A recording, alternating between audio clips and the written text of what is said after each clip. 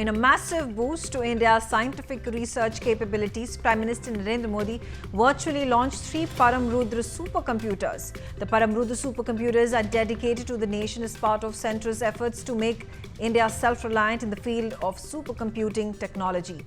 These 3 supercomputers will cost around 130 crore rupees and will be developed indigenously under the National Supercomputing Mission.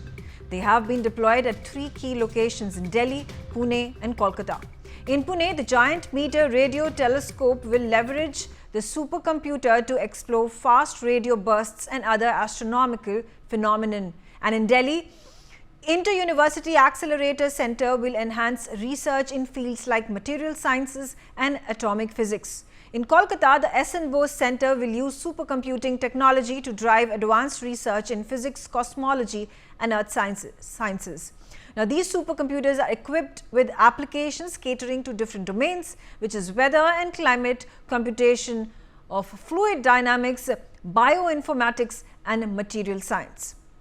It is the first ever initiative of its kind aimed at boosting the country's computing power. The big question is, can India build the best supercomputers and become a hub? Let's start our conversation with 2 very special guests who are joining me on the telecast. We have with us Mr. Vijay Bhatkar, who is an Indian computer scientist, IT leader and an educationalist. He is best known as the architect of India's national initiative in supercomputing, where he led the development of Param supercomputer.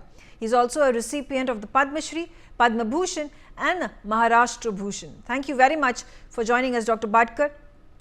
And of course, want to understand from you the idea of supercomputers being launched yesterday, 3 of them. How does it further enhance the country's capabilities?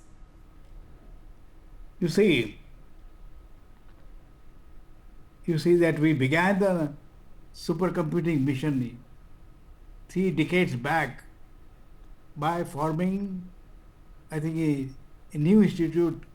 I proposed to the government that we must have a new institute for doing the supercomputing mission, because supercomputing technology is changing every year, and it is not just one mission to develop supercomputer, design and develop and deliver the supercomputers, but also it must be continuously done to keep pace with the technology. So the whole architecture was this institute called CDAC, Center for Development of Advanced Computing. As the technology changes, it will have newer and newer technologies and keep pace with the world in developing newer supercomputers every year. So that's how the supercomputing mission started. Absolutely. Now, when we compare our prowess as compared to the West, particularly United States of America and China, where does India stand? India stands, I think today we can claim that we stand at the world level, almost at the world level. The question is that the capacity of the supercomputing which we develop depending on the funds available to the mission. So we claim that whatever the world status will achieve in designing and developing and delivering the supercomputers indigenously. And that was the mission, National Supercomputing Mission, and we are kept pace with that promise. Now, when there have been research centers that have been picked in Delhi, Pune and Kolkata, why have these 3 centers been handpicked, and how are they going to help in using these supercomputers to the optimum? Hemant, would you like to take this? Dr. Hemant Darbari, he's also the mission director of the National Supercomputing Mission. Yes, please. I think 3 systems which have been deployed now are the series of the systems where we have not only designed, but designed, developed and manufactured in India. So this is the uniqueness of this system.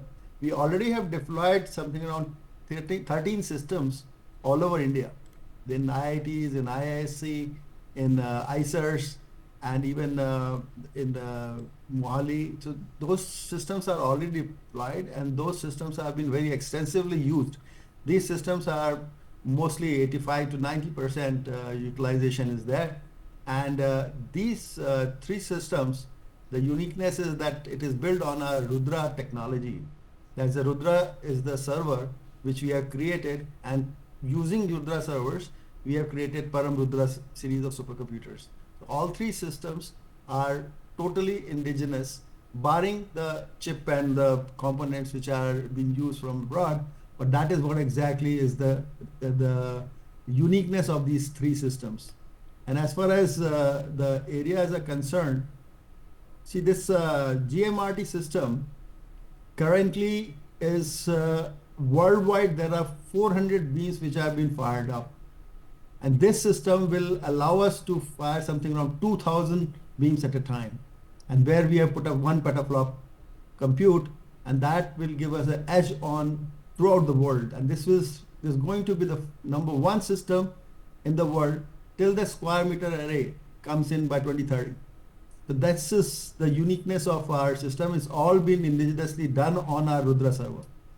It's very interesting, and congratulations for having achieved this milestone. And this will help in nation building, particularly when we talk about various fields in science and space research, healthcare. Can you give us a comparison of the supercomputers that we already have, they are already in being utilized, versus the addition of 3 more advanced, innovative and indigenous supercomputers that have now been added to the tally that we already have? So logically speaking, we have already deployed something around 24 petaflop systems earlier, and within this year we will move on to something around 64 petaflop. So that's a leap which we'll have, and all these systems which are going to be deployed now, they are all going to be indigenously designed, developed and manufactured in India. So, and these systems are earlier been used extensively by the students and the researchers, and now they are going to the field. Like in the case of GMRT, the other day we have been talking about how the whole of systems on molecular modeling, the drug discovery, all these domains require huge amount of computing, and these computers can help us doing that research very effectively. I like to quote here that during the COVID-19 period, on 18th April 2020, we clocked in that remdesivir, ivermectin will be the drug for COVID-19. And similarly, we did the research on the Ayurvedic compound and Giloy and Pimply. This were the thing which we identified doing the simulation on NSM systems. So these are the things which have been brought in by the researchers, and this compute was the core part which is definitely required. So that is what exactly is going to help the researchers to take it to the next level. Dr. Darbari, also when you talk about space research particularly, how helpful will it be in aiding ISRO in setting out bigger milestones? Talk about Gaganyaan, and we have a number of our astronauts that are at this point of time being trained in collaboration with NASA. What role does a supercomputer play when it comes to achieving space milestones? So again, there are two things which are very important. The core science part we are definitely working on. Even the design part is very important, because when we are designing things, and while designing you require huge amount of compute, and we have interaction with the Vikram Sarabhai Space Center, and they have their codes. They ran those codes on our system, and they get very good speed ups.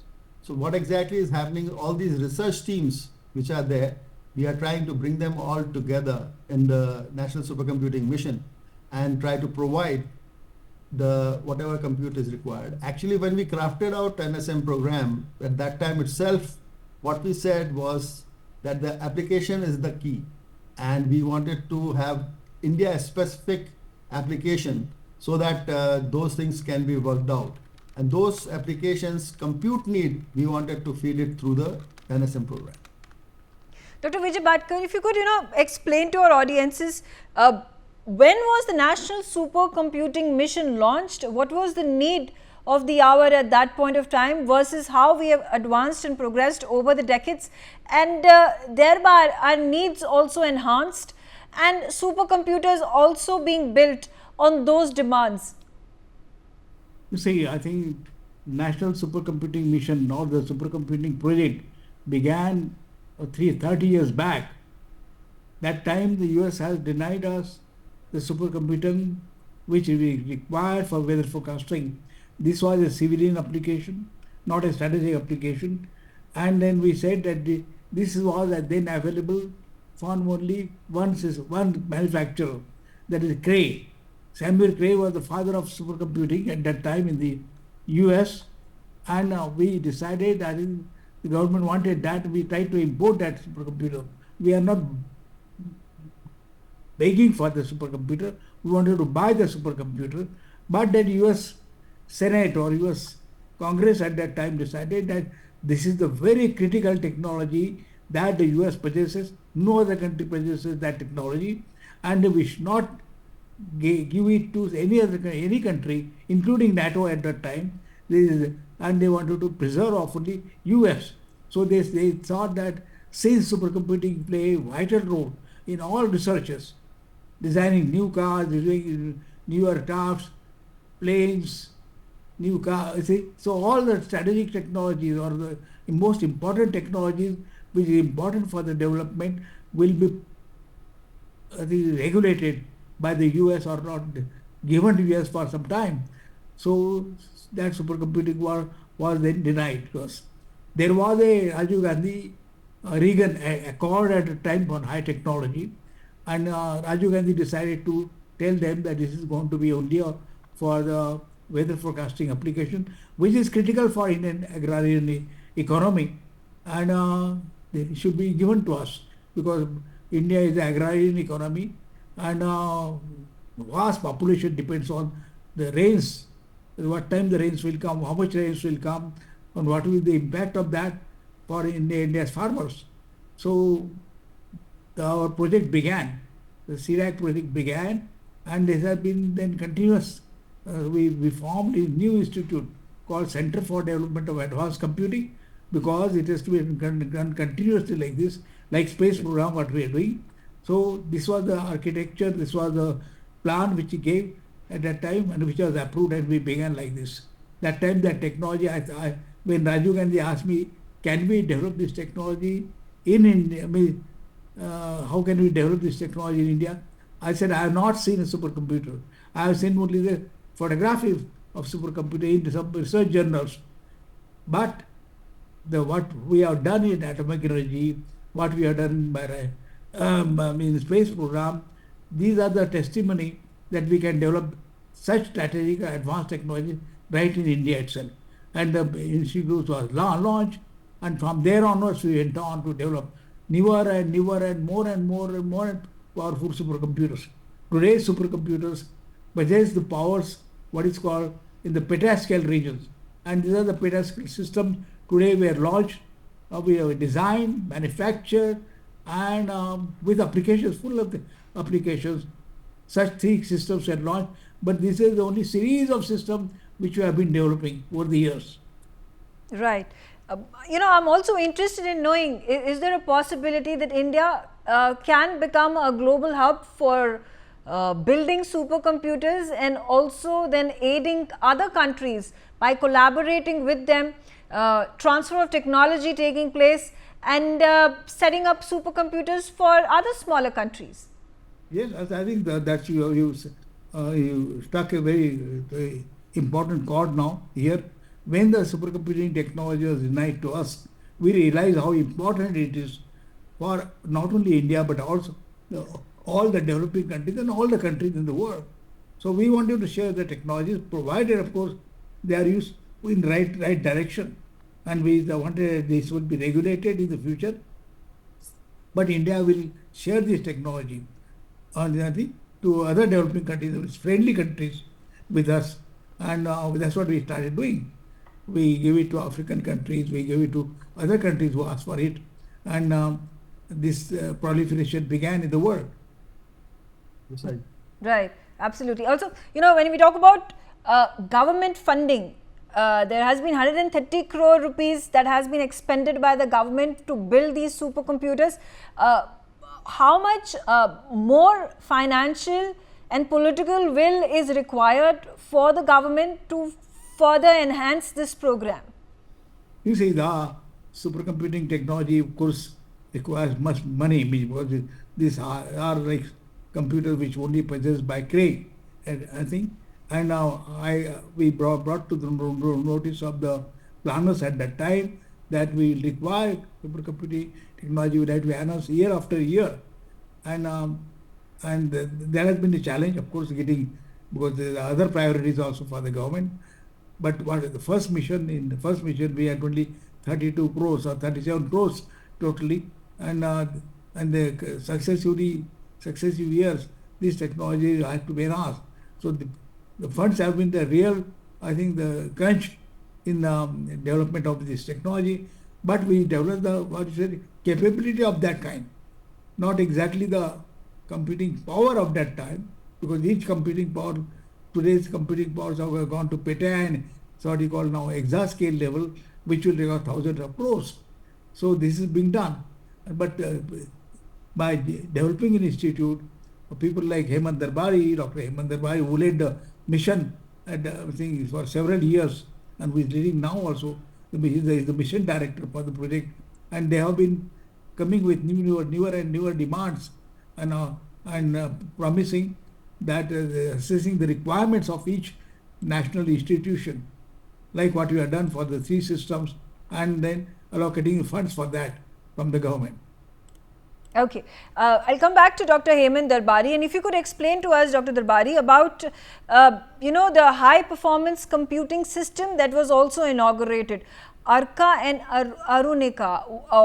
Why is a need for a high performance computing system? What is the need for it? What is the meaning of a high performance computing system?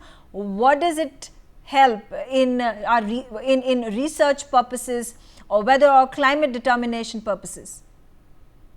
So HPC and supercomputing actually are synonymous, because the high performance computing systems are the supercomputers. So that is one part.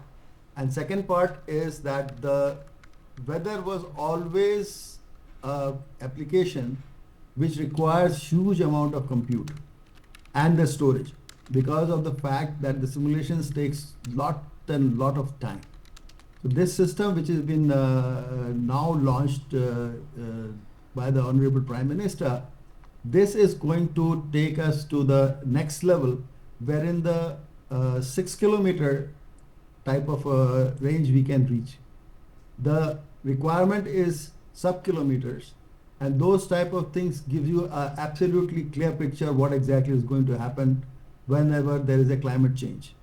So these are simulations, and these are the work which has been done by the IITM here and NCMRWF at Noida, and CDAC is also very closely working with these teams. They are also part of the National Supercomputing Mission, and we have 3 projects which are very relevant in the current context. Is that urban flooding, because you see this urban flooding is again a very important thing which is happening every city now. So there's a urban model which has been created, where even the IITM and the whole team was a part of it. Similarly, the flood forecasting is again a very important area, because whole of Ganga river basin or Mahanadi river basin is so large, 10 lakh kilometer type of area, and that if you can simulate and see what exactly is going to happen if there is a breach of dam, or if there is a flood which is going to happen, a natural disaster, where exactly the water will go, what exactly is the area going to be inundated, to what level, and that is what can be done and simulated through the supercomputers. So right. That core part, which is what is required for accurate predictions, like we have done village level of predictions earlier, 38,000 villages we predicted the weather, and now we are going to the much coarser level. And these things definitely affect the economy. They also affect the farmers, and farmers getting a real correct information can benefit them hugely. Absolutely. One more very important aspect, especially when it comes to our northern borders, and we talk about the Brahmaputra river, and India lies in the lower riparian region, and we are heavily reliant on the Chinese government sharing data with us with regards to flooding of the region, with regards to them opening up their dams, which then sort of becomes a precarious situation for the people living in those lower riparian regions. Now, can that problem also be resolved with these supercomputers and these Arka and Arunika that are being set up to again figure out well in advance without getting information from foreign countries to be able to gauge for themselves and thereby save the lives and livelihoods of hundreds and thousands of people? That's true, very true. Precisely, I think this is what exactly is a project which has been funded under NSM. And we are proud to say that the Delta region which you are talking of, we have done the full simulation of that area. As a first example, as a proof of concept, we demonstrated that whatever is the real life situation, that we can simulate it on the computer. And we can tell you what exactly is the indentation going to happen where, and how those regions can be, and we give them at least 2 hourly data or 3 hourly data, so that we can always 2-3 hours is good enough, and 3 days in advance or sometimes 1 day in advance, that how those things how you can plan it. So this is a very important tool. Recently in the Semicon which happened in Noida, Honorable Prime Minister was there, and this demonstration which was given to him from the other institutions. So this was a major thing which we wanted to take it up at a large level and full Ganga simulation, because we are working on a NSM 2.0 now, and NSM 2.0 we are trying to collect all the relevant applications which require huge amount of compute, because right now we created the petaflop system and exaflop is 1,000 times faster. So that is what exactly we are working on, and these applications have big relevance because they all are very much requiring the supercomputing power, exascale compute power to take the things to the next level. Okay. Dr. Vijay Bhatkar, so now I have to ask you, what is the next step? How many years did it take for India to build the next cutting edge technology of supercomputers, which was yesterday inaugurated by Prime Minister Modi? And how soon can we see innovation to have a better version of the current supercomputers? As Dr. Darbai shared with you, that we are building, and as I said to you, that supercomputing technology is not static. It is advancing very, very fast, and there is some sort of competition across the world, particularly with China and also the US. They are also developing supercomputing capability, which is so supercomputing power doubles every 14 months. Means computing power doubles. That's a Moore's law. So keeping that in view, we have pitched in for developing what you call exascale supercomputer, that is performing 10 to the power 18 complex mathematical operations per second, and those kind of supercomputers have to be now designed. Not only they are designed, that the components have to be designed in India, keeping in our policy, keeping in view the policy of making India, manufacturing these systems will be manufactured, and if required, I think they will be shared with different parts of the world. With many nations, I think all over the world, this climate change is a global problem, and it cannot be done just for one region. So the global climate change issue, which is a issue before the mankind, I think which is right now happening in Pune, and in many, I think we are facing this problem. So this is a world problem, and we are tackling, and India wants to lead and share this technology with other nations across the world. So that's our mission. to develop next scale supercomputers called what Dr. Hemant Darbai said, that exascale. We are crafting that mission now, the second mission, NSM, which will be developing exascale supercomputer. As I said, and this is a complex technology, and this has to be also have artificial intelligence component, because we require AI now in the predicting weather forecasting, and that's what IITM and other institutions are doing, I think, across India. We are in fact building a whole network across India of these institutions. Not these. We are building the supercomputing capability in most of these research institutions, advanced research institutions, and enabling them to do further research. For more such videos, subscribe to the NewsX YouTube channel, hit the bell icon.